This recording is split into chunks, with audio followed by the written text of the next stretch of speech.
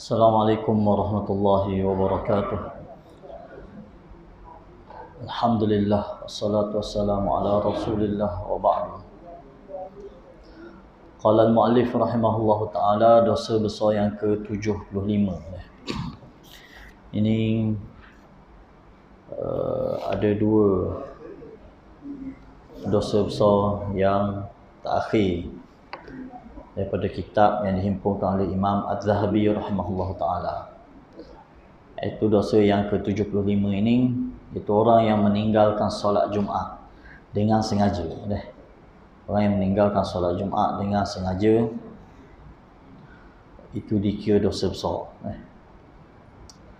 Diriwayatkan daripada Ibnu Mas'ud radhiyallahu anhu bahawa Nabi SAW bersabda kepada golongan yang meninggalkan solat Jumaat, laqad hamamtu an amura rajulan yusalli bin nas thumma uharriqa ala rijalin yatakhallafuna 'anil jumu'ah buyutahum. Hadis riwayat Imam Muslim. Demi Allah, Nabi kata, sesungguhnya aku ingin memerintahkan seorang lelaki mengimami orang ramai, maknanya menggantikan Nabi untuk jadi imam solat. Sedangkan aku pergi membakar rumah-rumah para lelaki yang tidak datang mendirikan solat Jumaat. Ini maknanya satu ancaman daripada Nabi SAW, khusus bagi orang yang meninggalkan solat Jumaat. Hari ini kita selepas daripada PKP ini, ada segelintir di kalangan masyarakat kita ni dia bermudah-mudah dengan Jumaat. Tak? Dulu kerana PKP, okey, kita kata itu dimaafkan. Lepas pada PKP, dibenarkan solat Jumaat, dia bermudah-mudah, dia pergi lewat, oh tutup dah, tak boleh masuk. Jadi jangan. Ianya satu tuntutan, kewajipan kepada kita sebagai seorang Muslim untuk solat Jumaat. Tinggal dengan sengaja ni dikategorikan juga sebagai dosa besar. Sabda Nabi lagi, la yantahiyanna aqwamun an wad'ihimul jumu'at aw la yakhtimanna Allahu ala qulubihim thumma la yakununna minal ghafilin. Hadis riwayat Imam Muslim. Demi Allah, hendaklah kumpulan-kumpulan manusia itu berhenti daripada meninggalkan solat Jumaat, atau Allah pasti akan memateri, menutup hati-hati mereka, terhalang daripada mendapat limpah kurnianya. Kemudian mereka benar-benar termasuk daripada golongan yang lalai. Bila kita tinggal sekali, tinggal dua kali, lah kita berasa biasa sahaja tak. Kita anggap benda tu tak ada benda. Takut-takut Allah telah tutup hati kita dan kita telah digolongkan dalam golongan orang yang ghafil, orang yang lalai. Wal'ayadubillah. Jadi pakak pesanglah kita kepada waris-waris kita, anak-beranak kita kenal, yang masih lagi kita kira mengabaikan solat Jumaat. Dia anggap benda tu benda tu je tak, dengar Tok Khatib cakap, jadi dia berasa benda tu biasa. Tidak, ianya adalah syariat, ianya adalah kewajipan. Solat Jumaat ini adalah kewajipan. Kecuali puak Syiah dia kata tak wajib solat Jumaat.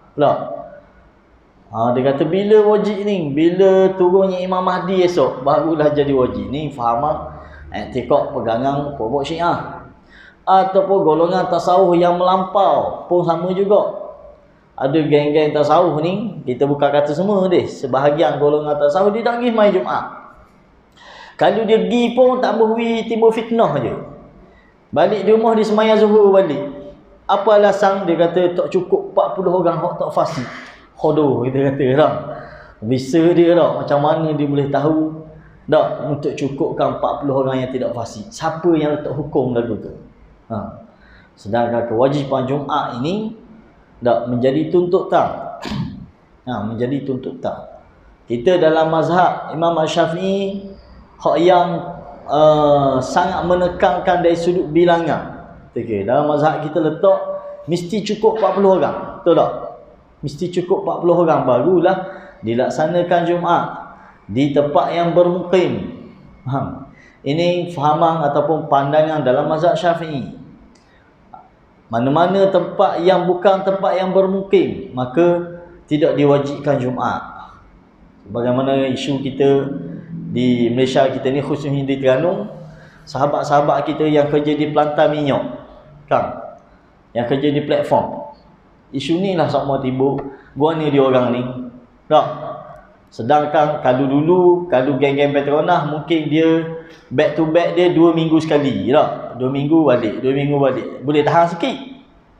Ni parok lagi. Geng-geng kontraktor kadang-kadang 40 hari dia duduk di platform. Macam mana Jumaat dia?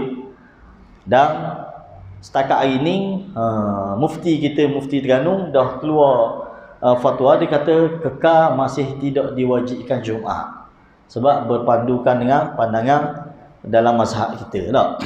Ada pun mazhab-mazhab lain tidak gitu. Mazhab lain asalkan ada Jumaat dikira wajib Jumaat. Dikira wajib Jumaat. Kita pergilah mana-mana platform selain pada platform Malaysia ni, mereka buat Jumaat. Baik di Indonesia setakat yang anda tahulah. Indonesia, sahabat-sahabat kita yang kerja di platform pelantar minyak ni, dia buat Jumaat. Di luar negara ni, di negara Arab saya kira lah. Walaupun di negara Arab ni tak ada platform tengah laut, tetapi di platform tengah padang pasir pun dikira bukan penempatan, bukan tempat yang bermukim kita kira tak? Dalam mazhab kita dia tegah, dia straight sikit.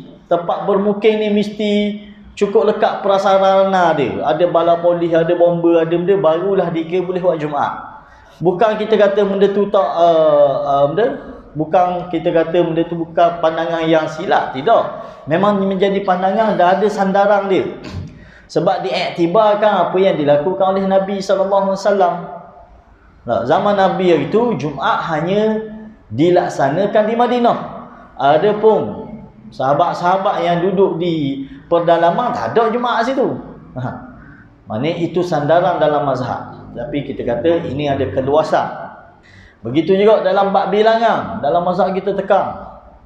Kita ada lagi lah tempat-tempat setakat yang kita dengar lah, sahabat-sahabat mengaji sekali dulu kata kampung dia setiap kali Jumaat Tok Bilal kena kira dulu orang. sebelum nak Tok Khatib nak naik baca khutbah ni. Cukup 40 orang, Tok Bilal kata okey, baru boleh qomat, baru boleh Tok Khatib. Kita di sini mama tak ada dah, mama ni ramai orang kan. Tapi ada setengah-setengah tempat masih lagi. Nampak tak? Kena kira orang dulu cukup 40 baru tu. Walaupun kita kata ini satu pandangan dalam mazhab kita yang berbeza dengan mazhab-mazhab lain. Walaupun begitu, dalam mazhab Imam Syafi'i pun dia tidak bermudah dengan meninggalkan Jumaat. Tidak bermudah, masih lagi dikira kewajipan. Selagi mana ada syarat cukup rukun-rukunnya wajib dilaksanakan. Jadi oleh kerana itu jangan kita bermudahlah.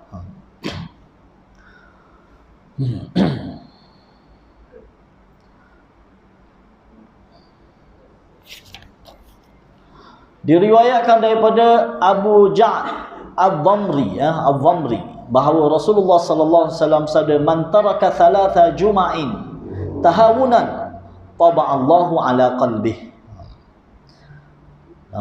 Sesiapa yang meninggalkan 3 kali solat Jumaat kerana menganggapnya remeh, mana tahawunan, mana anggap biasa sahaja, secara betul-betul, nescaya Allah akan memeteri hatinya, menjadikannya terhalang daripada mendapat limpah kurnia. Allah tutup pintu hati dia.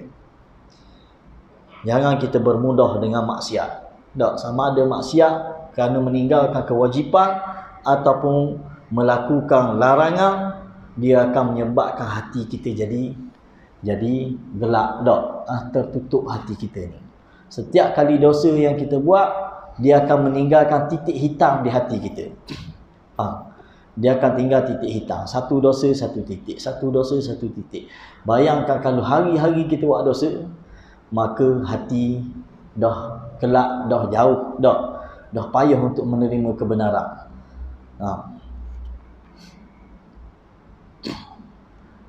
Sanad hadis ini kuat dan diriwayatkan oleh Abu Daud dan An-Nasa'i. Diriwayatkan daripada Hafsah radhiyallahu anha, daripada Nabi sallallahu alaihi wasallam, baginda bersabda, rawahul jumu'ah wajibun ala kulli muhtalim. Pergi menunaikan solat Jumaat adalah wajib ke atas setiap lelaki yang telah bermimpi, iaitu lelaki yang dah balik. Yang dah balik. Pun begitu, kita kata anak-anak kita yang masih tak balik lagi ni pun kita dah patut kena didik dari awal. Ajar dia mari solat. Sebolehnya kita bawa anak-anak kita yang masih kecil ni, kita pakat jagalah. Kita pakat jagalah. Didik dia, ajar dia, jangan bermain. Untuk dia solat secara ajar dia untuk solat Jumaat. Jangan kita dia abang tak balik lagi, tak apalah, abang dah FD lagi lah. Jangan, tak. Ni ajar kita, didik dia dari kecil. Jadi ini dosa ke-75, iaitu dosa meninggalkan Jumaat dengan sengaja. Dosa yang terakhir yang dihimpunkan oleh Imam Az-Zahabi, ni kita mengunjung kitab lah ni. Orang yang mengintip kaum muslimin dan membongkar aib mereka. Orang yang pergi cari aib orang, pergi cari salah orang. Boleh ke? Tak boleh ya. Tak. Kita tidak dituntut untuk mencari salah orang. Tapi kalau kita ternampak kesalahan, kita kena cegah.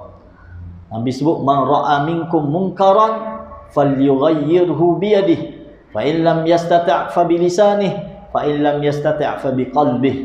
Nabi kata wadzalika dhaful iman. Nabi kata barang siapa yang melihat kepada satu kemungkaran, maka hendaklah dia cegah dengan tangan dia. Jika dia tidak mampu, maka cegah dengan lidah dia. Nasihat, tegur, royak. Tak. Jika dia tidak mampu, dia hendaklah dia mencegah dengan hatinya, dan itulah serendah-rendah iman, Nabi kata. Tak. Tapi tak ada arahan supaya kita tebang dicari salah orang, tak ada. Sekiranya seseorang buat kesalahan secara tersembunyi, dalam gelap, dalam bilik dia, tak menjadi tanggungjawab kita untuk dicari kembali. Tak boleh. Sebab tu timbul isu tempat kita ni, pencegah maksiat. Bagus tak? Memang perlu ada pencegah maksiat ni. Tapi pelaksanaannya tak ikut SOP kita kira. Dan berlaku. Tempat kita ni pun berlaku, di mana-mana pun berlaku. Memang tuntutan kita mesti ada amal ma'ruf nahi munkar. Tak, kumpulan yang melaksanakan amal ma'ruf nahi munkar, baik pihak kerajaan ke baik pihak NGO. Tetapi SOP pelaksanaan kena ikut. Lagu mana? Pertama, jangan kita mengintip orang, cari salah orang. Anak setakat anda tahulah, geng-geng pencegah maksiat ni, dia ngita benar. Dia ngita. Nak pergi cegah, nak tiru, biar dia buat. Biar dia. La ilaha illallah, kamu nak cegah, kamu nak suruh dia buat. Siapa kena siap rakang, siapa sudah hamba Allah tu buat kerja. Dia rakang. Dah ni cegah ke benda sebenarnya? Nampak? Bukan cegah gitu. Cegah ni kita tengok ada benda sanksi, kita tegur saja. Buat benda ni, dua orang ni. Tak? Itu baru cegah. Tapi siapa ngita, siapa ngitik, siapa pergi katok pintu bilik. Kita pernah lah pengalaman baru-baru nikah dulu lah. Adalah sebuah negeri tu lah. Kita pergi pukul 3 pagi bayang. Yang katok pintu nak pecah pintu bilik kita. Tak? Dah bayang katok lagu tu, kita kejut tengah malam dengan pakar. Tak kan kita nak pakai jubah tidur kan, tak? Awak gak ustaz kan pakai jubah tidur. Kita buka pintu pakar, dia pakai serbu masuk ni. Ngambil gambar dengan apa laki puang. La ilaha illallah. Bayangkan isteri kita kalau tak tutup aurat dia masa tu. Buat ni kamu. Gitu ke cara cegah maksiat? Lah, bukan tu cara dia. Faham? Cegah maksiat ni cegah nampak demam mata. Faham? Ni siapa gitu semua tidak. Tidak sepatutnya gitu. Jadi ini termasuk dosa. Bukan dosa kecil, dosa besar. Kita pergi cari aib orang, pergi mengintip. Tajassasu dia panggil, tajassus.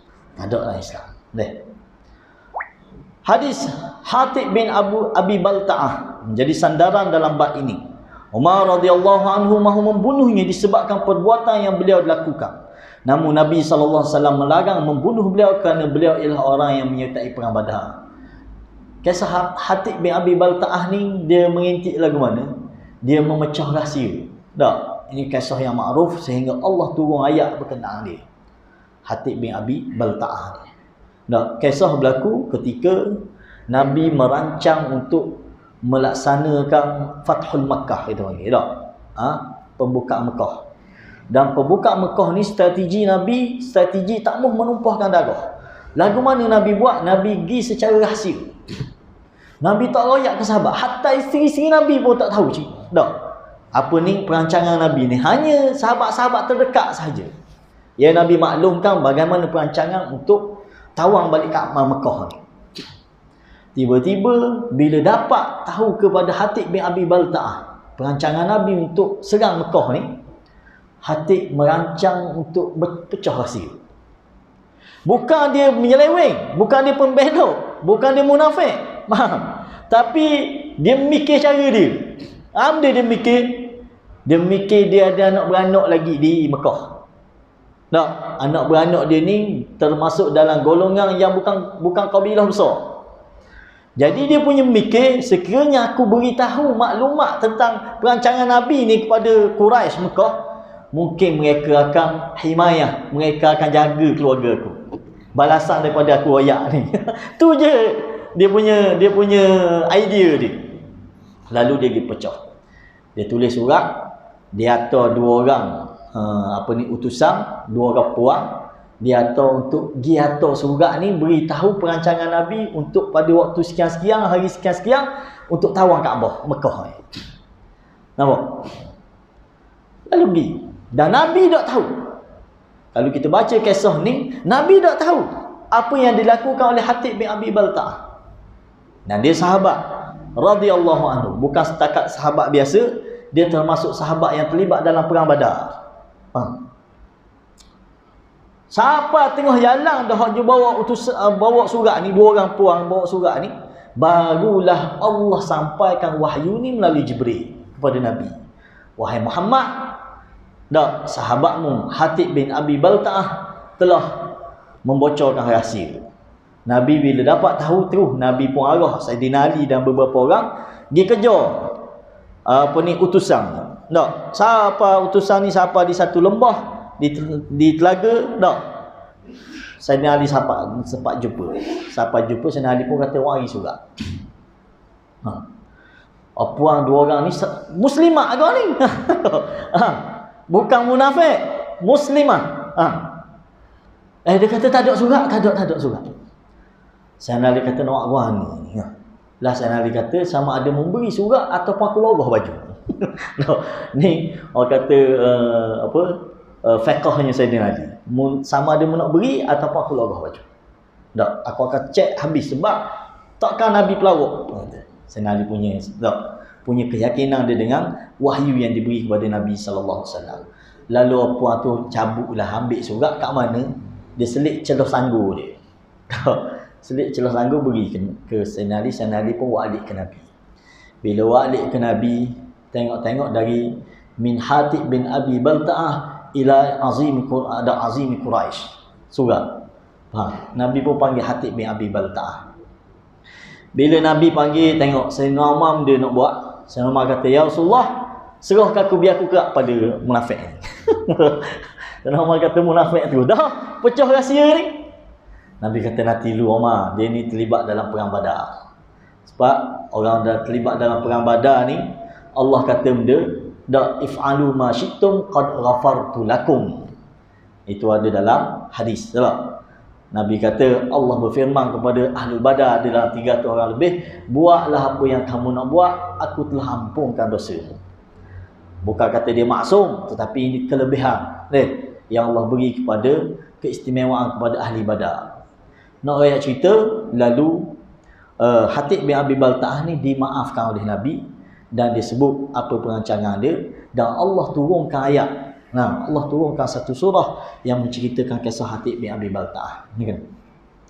Jika intibah yang dilakukan beliau akan menyebabkan Islam dan para penganutnya menjadi lemah, membunuh kaum muslimin, dihalau, ditawan dan harta benda dirampas atau seumpamanya, maka beliau ialah orang yang berusaha melakukan kerosakan di muka bumi dan membinasakan tanaman serta keturunan. Beliau hendaklah dibunuh dan berhak mendapat azab. Kita memohon perlindungan daripada Allah. Sampai tahap tu. Tetapi oleh kerana dia buat tu dan dia mengaku kesilapan dia, kesalahan dia dalam kata dia berijtihad. Para sahabat, kita kena ingat mereka ini tidak maksum. Tapi kita sanjung mereka ni, kedudukan mereka tinggi selepas daripada kenabian. Dan para sahabat, kedudukan mereka, ulama-ulama Islam, ahli sunnah letak mereka ni semuanya udul. Mereka ni semuanya udul. Benda udul ni orang yang adil, orang yang amanah dalam menyampaikan ilmu. Ini para sahabat. Kita tak boleh buat standard sahabat macam orang lain, tak boleh. Tak, kedudukan mereka selepas daripada kenabian, dan mereka ada darjat mereka masing-masing. Tak, antara 10 orang yang dijamin syurga, yang pertama sekali 4 khalifah Islam. Tak, selepas pada 6 orang lagi yang dijamin syurga. Selepas pada tu ahli badar, selepas pada tu ahli bai'ah ridwan. Ini kedudukan para sahabat, dan mereka semua adalah udul. Jika orang lain ni memang akan dijatuhkan hukuman. Oleh itu, setiap orang yang melakukan intipan dapat menyedari secara pasti bahawa apabila adu domba sudah termasuk daripada dosa-dosa besar, maka dosa adu domba seorang pengintip adalah sangat besar berbandingnya. Itu dosa yang ke-79, mengintip dan juga membongkar aib mereka. Tak bolehlah kita kalau kita tahu aib saudara Muslim, sebolehnya kita tutup. Tak, sebolehnya kita tutup. Kalau gitu Ustaz, kita tahu orang curi tak boleh bayar polis. Tak, tu lain. Ke pihak berwajib kita kena maklumkan. Kalau kes kecurian, kes apa kan, kes-kes jenayah, itu kita kena maklum kepada yang berwajib. Tetapi tak menjadi tanggungjawab kita ataupun menjadi kesalahan kalau kita viralkan, kita kecohkan benda tu, tak boleh. Contoh kita ingat orang curi, betul dia salah, bukan kita nak bela dia, tapi tak perlu kita sebar kat Facebook, sebar kat mana. Bayangkan kalau tu anak kita, kalau tu waris-waris kita, orang buat lagu tu, adakah tak ada langsung jalan untuk dia taubat? Tak sepatutnya. Mungkin dia salah, memang kesalahan dia, kesilapan besar dia. Dia mencuri, dia benda, dia sebagainya. Kita, tanggungjawab kita orang curi ni, we polis. Orang kita ni yang kata nyeng dulu. Baru we polis lah. Sehari dua ni isu orang hina Islam dia tu. Acul lebuhnya kata, toh muka member lah. Cek-cek rupanya gila ising hamba Allah ni, bang. Jadi Allah salah, kita kata bukan kita bela kesalahan dia, tidak, tapi jangan bertindak di luar batas, tak boleh. Islam ada undang-undang. Islam bukan fauda ikut dan siapa-siapa nak jatuh hukum, tidak. Kita ada orang yang berwajib yang mesti melaksanakan hukum. Nampak tak? Apa sahaja. Hatta ustaz hak ngajar ke tak, mari ngajar surah pun dia tak boleh nak jatuh hukum ke orang ni, tidak. Bukan menjadi tanggungjawab kita. Kita sebagai pendakwah hak juru ngajar ni, kita hanya boleh sebut hukum. Kita tak boleh menghukum individu. Tu benda yang lain dah. Kita kata perbuatan ni kufur, perbuatan ni syirik, perbuatan ni mungkar. Perbuatan ni bid'ah kita kata. Tapi pelaku nanti dulu. Jangan kita pakai pukul kata, asalkan ni perbuatan kufur, tuan ni memang dia ni kafir dah ni. Si A ni kafir dah, si B ni syirik dah. Tu bukan kita. Dah siapa bertanggungjawab? Pihak kerajaan. Pihak majlis fatwa yang bertanggungjawab meletakkan orang ni secara individu, secara berkumpulan telah syirik kepada Allah. Orang ni telah kufur kepada Allah. Ni kumpulan ni dah menyeleweng. Baru kita boleh sebut dalam masyarakat, dalam di meja kuliah. Adapun kalau tak ada lagi, kita tak boleh mana-mana. Saya rasalah ni syirik dah ni. Tak boleh. Tak, tu bukan. Tetapi jangan sampai bila kita cakap, kita sebut perbuatan ni syirik, perbuatan ni, dia pun tuduh lah, ni mengkafirkan orang dah ni, mensyirikkan orang lah. Kalau gitu dah boleh ngajar bab ni. Tak. Mari bab syirik tak boleh ni, kata kau orang lah. Tak. Mari bab dosa-dosa besar tak boleh buka kitab ni, kata kau orang. Berat lah tu. Nampak tak? Satu benda yang lain. Kita sebut hukum, kita sebut perbuatan, satu benda. Tak? Individu, kumpulan, satu benda yang lain. Satu benda yang lain. Sedih kita tak? Baru ni kita ada buat satu diskusi buku. Kontroversi sikit lah, buku tentang Al-Kuburiyun ataupun Kuburiyah di Yaman. Tak? Golongan-golongan yang melampau memuja kubur ni di Yaman. Kita sebut, saya dalam program slot saya dari pagi sampai ke tengah hari tu, sepatah pun tak keluar ucapan kafir di mulut saya. Alih-alih sudah pada program ni geng-geng mengkafirkan orang, mengkafirkan Tok Said. Allah, kek kepala kita dengar. Kita sebut cerita benda yang berlaku di Yaman. Tak? Tidak kita kata tu orang ni telah syirik, orang ni telah kafir, orang ni telah. Lah, tu benda lain. Isu pembincangan untuk letak individu ataupun kumpulan, ini orang yang berautoriti. Tak? Pihak yang dah ada kelayakan. Kita baru start ngaji 4 tahun, 5 tahun ni, benda dah sangat kita boleh. Tak? Sekadar kita boleh cerita hukum. Kita cerita definisi dia. Faham? Di awal mukadimah buku dah sebut dah. Definisi kuburiyah ni benda. Orang-orang yang melampau puja kubur. Bukan orang ziarah kubur. Ziarah kubur tak jadi kuburiyah lagi. Tak jadi pemuja kubur lagi. Sebab ziarah kubur ni sunnah. Kita pun ziarah kubur. Tak? Tetapi pergi ziarah, pergi puja, pergi ambil tanah, buat ambil berkat benda tak? Faham? Pergi cium kubur apa? Ni dibincangkan. Hak ni yang kita bincang dalam buku. Kena beza kita, tak? Jadi itulah beberapa kita kata 76 dikategorikan sebagai dosa-dosa besar yang kita baca dari awal kitab. Faham? Hari bila kita baca? Dulu kita baca adik pagi, dah subuh dulu tak? Start berapa tahun dah? Dari 2000, lebih kurang 2017 kita baca tak? Jadi alhamdulillah habis dah segala 76 dosa-dosa besar yang dihimpunkan oleh Imam Az-Zahabi rahimahullah ta'ala. Akhir sekali dia masuk bab, ni kita bacalah sikit. Fasal yang menghimpunkan dosa yang berkemungkinan termasuk dalam dosa-dosa besar. Sebab tak clear. Tak? Para ulama tidak kategorikan benda ni, cuma kemungkinan, barangkali. Jadi bila kita dengar, kita tahu, kita beringat benda-benda termasuk dia dosa, tapi ulama tak pasti sama ada dia dosa besar ataupun tidak. Jadi adalah beberapa yang disebut oleh Imam Az-Zahabi di akhir kitab kita ni. Antaranya Nabi SAW bersabda, la yu'minu ahadukum hatta yuhibba li akhihi ma yuhibbu li nafsihi. Nabi SAW sabda, seseorang dalam kalangan kamu tidak beriman dengan sempurna sehingga dia suka agar perkara yang dia sukai turut diberikan kepada saudaranya. Hadis ni hadis muttafaq alaih. Hadis tentang maknanya kita, Nabi menafikan iman sekiranya kita tidak mengasihi saudara kita sebagaimana kita kasih diri kita sendiri. Faham? Hadis ni luas sangat. Oleh kerana itu Imam Az-Zahabi kata, siapa-siapa yang tidak mengasihi ni, ulama bincang sama ada boleh jadi dosa besar juga ke lagu mana. Tetapi dia termasuk benda yang melemahkan ataupun merendahkan keimanan kita. Tak? Siapa-siapa yang dia tak boleh mengasihi saudara dia sebagaimana dia kasihi diri dia sendiri, ini boleh jadi menyebabkan dosa juga. Lagu mana kita dah tahu kebenaran Islam, tak? Maka kita nak mesti saudara mara kita, orang lain pun dapat kebenaran Islam.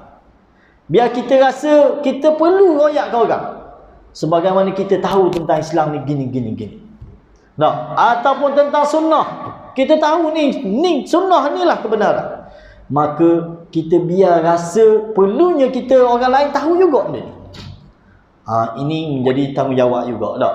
Sebut lagi sabda Nabi, la yu'minu ahadukum hatta akuna ahabba ilaihi min ahli wa waladihi wa nafsihi wan nasi ajma'in. Nabi kata, seseorang dalam kalangan kamu tidak beriman dengan sempurna sehingga aku menjadi orang yang paling dikasihinya melebihi isteri, anak, diri sendiri dan seluruh manusia. Ini berkenaan dengan cinta Nabi SAW. Tak? Kita mesti mencintai Nabi melebihi segala-galanya. termasuk diri kita sendiri. Sayyidina Umar bin Khattab radhiyallahu anhu pernah mari sebut ke Nabi, inni uhibbuk. Tak, Umar kata, aku sayang kamu ya Rasulullah lebih daripada anak isteri aku kecuali diri aku. Sayyidina Umar sebut lagi tu. Tak, aku sayang kamu wahai Rasul lebih dari segala-galanya kecuali diri aku. Sayyidina Umar berasa tu cinta yang paling tinggi dah. Lalu Nabi sebut benda ni ke Sayyidina Umar. La wahai Umar. Tak, Nabi kata tidak, mu kena sayang aku, mu kena kasih aku lebih pada dirimu sendiri. Baru sempurna iman. Lalu baru dah Sayyidina Umar kata, ya, sekarang aku sayangmu lebih dari segala-gala termasuk diri aku sendiri. Maknanya kalau sanggup, kalau terpaksa korbankan diri kita kerana Rasul, kita sanggup korbankan diri kita. Tak, bi abi anta wa ummi. Tak, itu ucapan biasa Arab, tu bukan sumpah deh. Bi abi anta wa ummi ni, ya Rasulullah, aku sanggup gadai mak ayah aku untuk mempertahankan dirimu. Tak, bi abi anta wa ummi. Sabda Nabi lagi, la yu'minu ahadukum hatta yakuna hawa tab'an lima ji'tu bihi. Ini semua-semua benda yang rumit lah. Tapi benda ni Nabi sebut, Nabi menafikan keimanan yang sempurna. La yu'minu sini ai la kamalul iman. Tidak sempurnanya keimanan seseorang selagi mana dia tak buat benda yang Nabi sebut ni. Tak, dia tak kasih saudara dia sebagaimana dia kasih diri dia sendiri. Tak, dia tidak sayang Nabi lebih daripada diri dia sendiri, lebih daripada anak-beranak dia dan segalanya. Hak ni pula Nabi kata, seseorang dalam akalan kamu tidak beriman dengan sempurna sehingga hawa nafsunya mengikut ajaran yang aku bawa. Kalau kira gitu, saya rasa kita dah surah ni, hak je cakap, hak je dengar, jeng belaka bak ni lah. Banyak sangat kita ni lebih pada nafsu kita daripada tak. Sebab Nabi kata, Nabi menafikan sempurna iman selagi mana hawa nafsu kita ni tak selari dengan syariat Nabi bawa. Apa tak? Kalau cek-cek banyak lah weh. Banyak benda lah kita berasa hak kena nafsu, tak kena dengan syariat. Faham? Tak sah tu dalam bab beramal pun. Kadang-kadang di kalangan kita ni, dia lebih suka amalan hak dia lagi daripada hak Nabi buat. Hak tu pun jeng dah, cendeng dah, tak join dengan hak Nabi dah. Sedangkan Nabi tunjuk gini, dia kata hak saya buat ni comel juga, boleh juga beramal. Faham? Kita tengok ada seorang ustaz, dia tegur, ada seorang dia kata sebelum tidur ni dia kata makruh berzikir la ilaha illallah. Kita dengar pening kot, wah ni pula. Sedangkan tu termasuk dalam zikir sunnah tu, hak Nabi ajar. Antara benda yang patut kita baca, zikir-zikir yang patut kita baca sebelum tidur, la ilaha illallah wahdahu la syarikalah. Maknanya kalimah tauhid. Tiba-tiba seorang ni, pendakwah ni, dia kata makruh, dia kata baca zikir ni. Tak? Dia kata tak payah baca ni, baca lain. Hak tak ada pun hak Nabi ajar. Maknanya suruh baca benda, ya Allah 66 kali. Ya Allah, ya Allah, ya Allah. Hak ni kata, jangan baca ni. Rupa-rupanya mungkin dia silap, kita kata tak? Sebab betul ada dalam hadis, Nabi kata sekiranya antara benda-benda yang boleh kita putuskan zikir, tak, sekiranya kita mengantuk. Kita zikir ni, tengah-tengah zikir kita mengantuk, cukup stop dulu. Takut kita salah baca. Faham? Takut kita salah baca. Tak apalah. Ni siapa kerak tu, jangan zikir ni. Tak boleh zikir. Sebab dia kata takut-takut tengah-tengah kita zikir, tidur tak ada habis. La ilaha, tak tidur. Dia kata sudah tak, tidur dalam kata mengaku tak ada Tuhan, tiada Tuhan, pak tidur. Tapi bukan. Perlu kita berzikir sebagaimana yang Nabi ajar. Tak, zikir-zikir sebelum tidur ni terlalu banyak. Ada lebih kurang 16 zikir yang Nabi ajar kita sebelum tidur. Tak, antaranya ada kalimah tauhid, la ilaha illallah wahdahu la syarikalah, antaranya baca surah Mulk, antaranya baca surah Sajadah. Tak, ini zikir-zikir yang Nabi ajar kepada kita supaya kita baca. Antaranya 2 ayat terakhir surah Al-Baqarah, Nabi suruh kita baca menjelang ataupun sebelum kita tidur. Andai kata kita ngantuk, okey, stop lah. Tak, boleh lah. Tapi jangan kita pergi reka hak lain pula. Nak biar hawa nafsu kita ni selari dengan petunjuk hak Nabi bawa. Baru Nabi kata sempurna iman. Selagi tak gitu, tak sempurna iman kita. Masih kurang lagi, masih lemah lagi. Tak.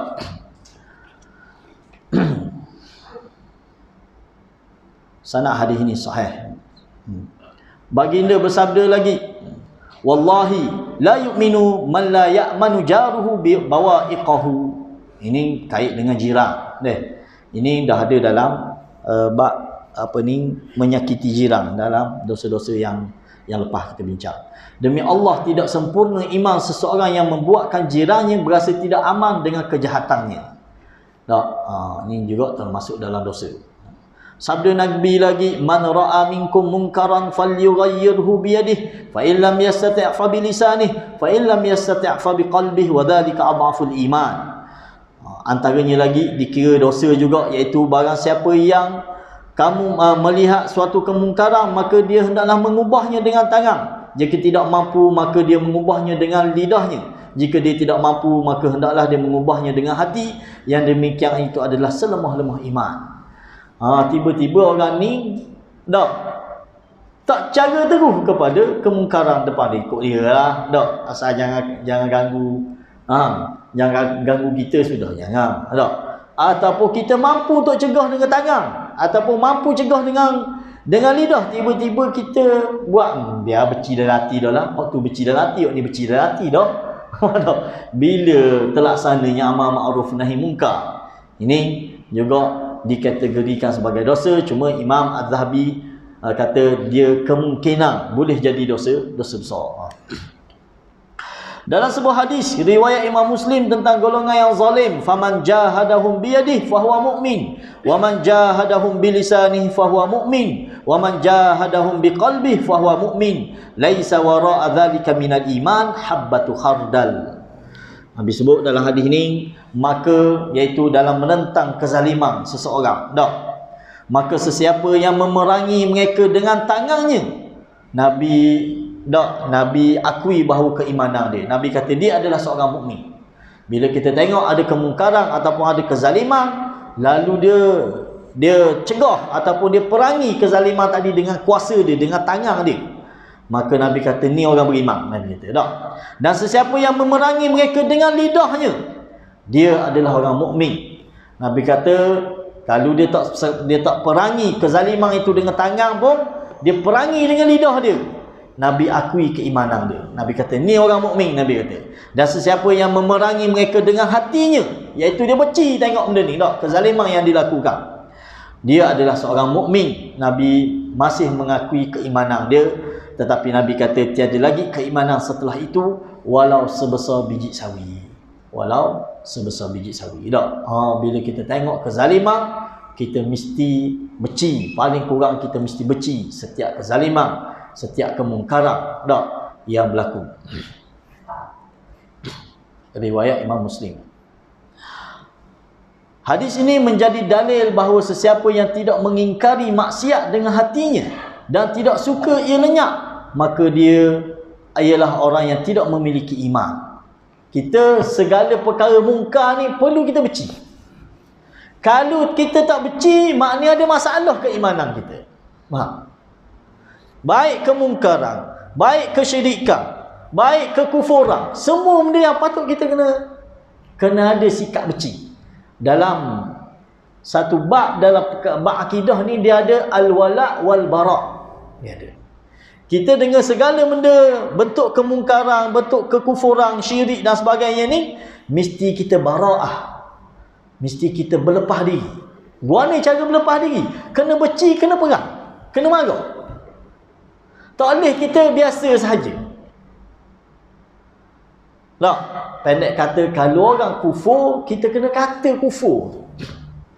Kalau perbuatan tu satu perbuatan yang kufur, kita kena kata kufur. Tak boleh kita kata, tak boleh. Ada kan di kalangan orang kita ni, apa kata orang kafir, tak wasati dia kata kafir, sebut non muslim lah, gengang sikit dia kata tak. Ada kan orang Islam dia buat cakap, mana boleh kafir kena kata kafir, tak boleh kata dia dok Islam lagi. Dok, ini al-wala' wal bara' dalam Islam. Al-Islam huwal istislamu lillah bitauhid. Kita kena ingat takrif, definisi Islam, agama yang kita anut ni. Islam ialah berserah diri kepada Allah dengan mentauhidkan dia. Ini Islam. Cukup, tak lagi.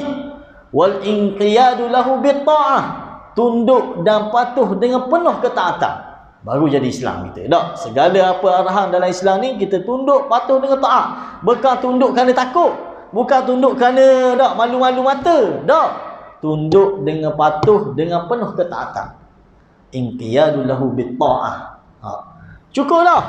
Tak lagi kena ada wal bara'atu minasyirki wa ahli. Kena berlepas diri dari segala perkara syirik dan juga pengikut-pengikut dia. Kena berlepas diri. Tak. Jangan main tak boleh. Kalau kita katakan baloh lah. Tak. Mesti kita kena tentang segala bentuk kemungkaran, segala bentuk kezaliman. Maka dia ialah orang yang tidak memiliki iman. Antara jihad hati ialah berdoa kepada Allah Ta'ala agar dia menghapuskan kebatilan dan para pelakunya, atau memperelokkan keadaan mereka. Paling-paling komang kita doakan kepada orang yang buat kezaliman, kepada orang yang buat kemungkaran ni. Doa supaya Allah buka pintu hati dia. Doa supaya Allah hapuskan kejahatan, kezaliman yang dia buat. Itu serendah-rendah iman.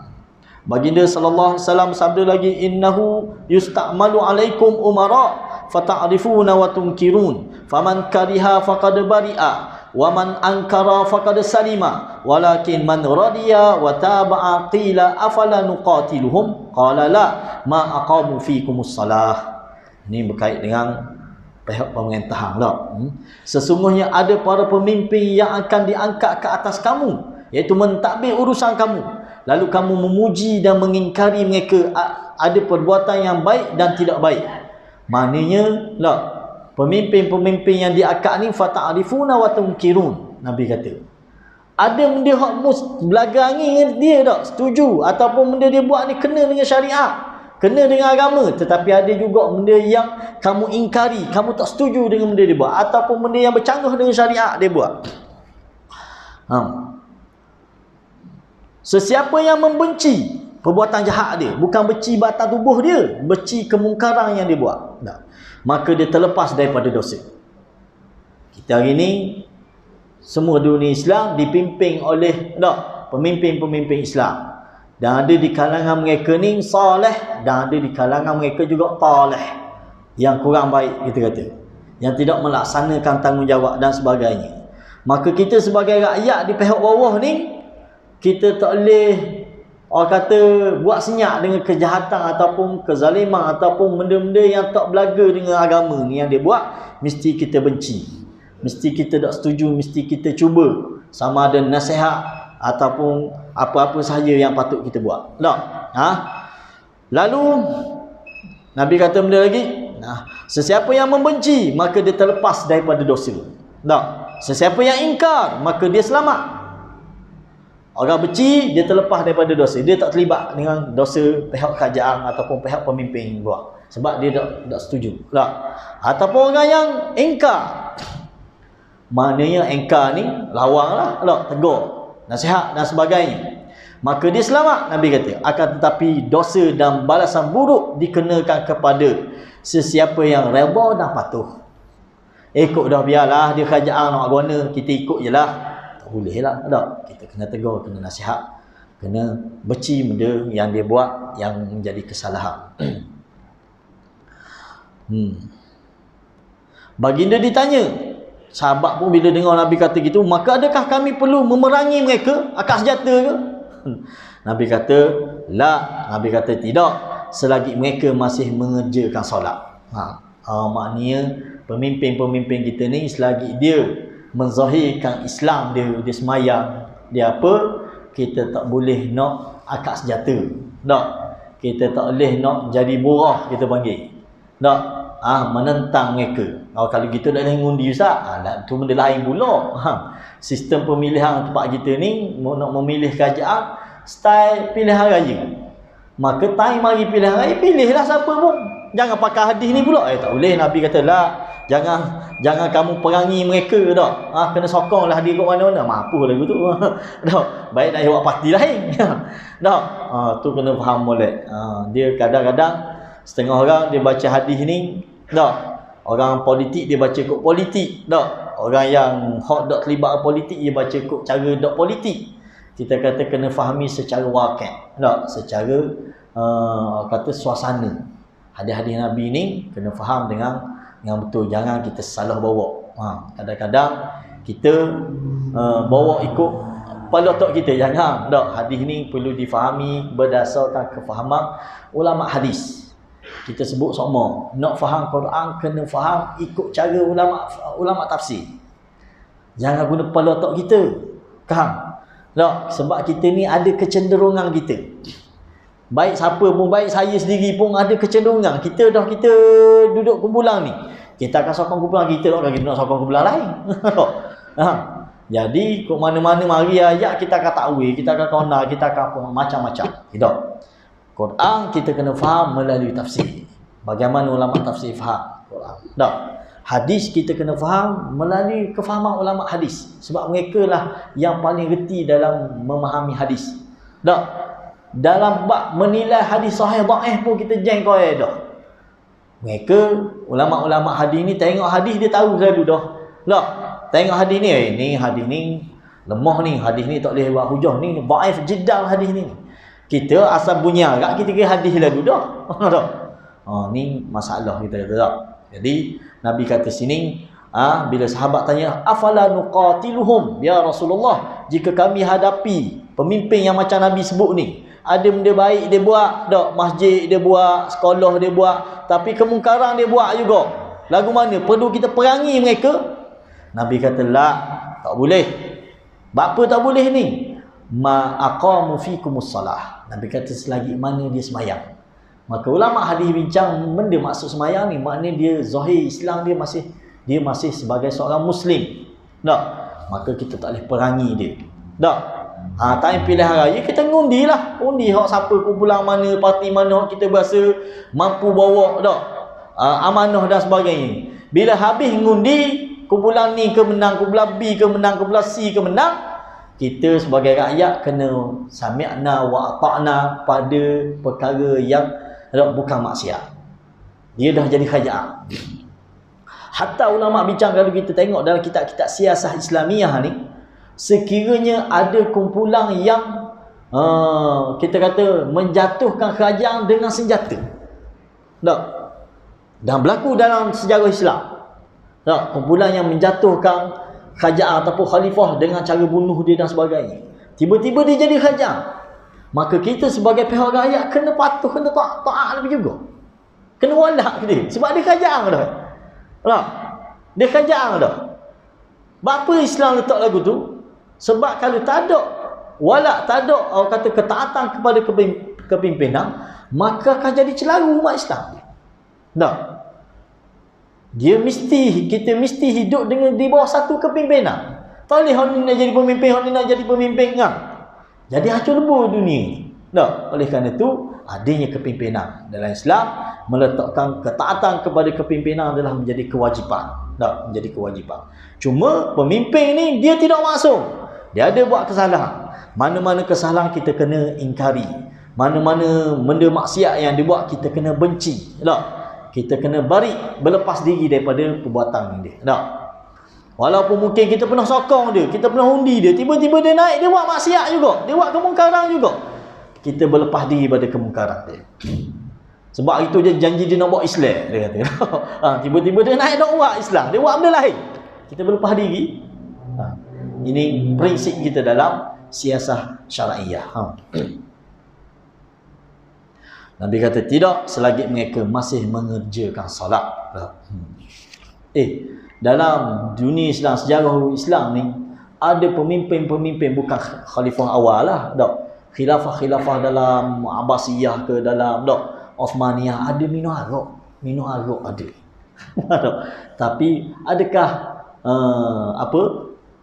ulama-ulama pada masa itu suruh angkat senjata serang? Tak. Selagi mana dia semayang, pegang hadis ni. Tak. Zaman sahabat masih ada. Yusuf Al-Thaqafi ni zaman sahabat ramai lagi ada ni. Dia jadi pemimpin. Benda kemungkaran yang dia buat. Cuma hak pelik kakak ni dia alim. Tu pelik. Dia alim dan ngapa Quran. Ni jangan. Kalau baca memang bisa dia, tapi zalim dia ni. Dia bunuh sahabat. Itu boleh bayar. Dia bunuh sahabat. Yusuf Al-Thaqafi. Tetapi ada ke sahabat kata, kita angkat senjata. Lawan dia. Tak berlaku gitu. Sebab wala kena adanya ketaatan kepada kepimpinan sesebuah kerajaan ni. Tegur kena tegur, nasihat kena nasihat. Tak. Beci kemungkaran yang dibuat kena beci. Ni Nabi pesan ke kita. Cuma kita tak boleh burah, tak boleh melampaui batas. Habis kita tak.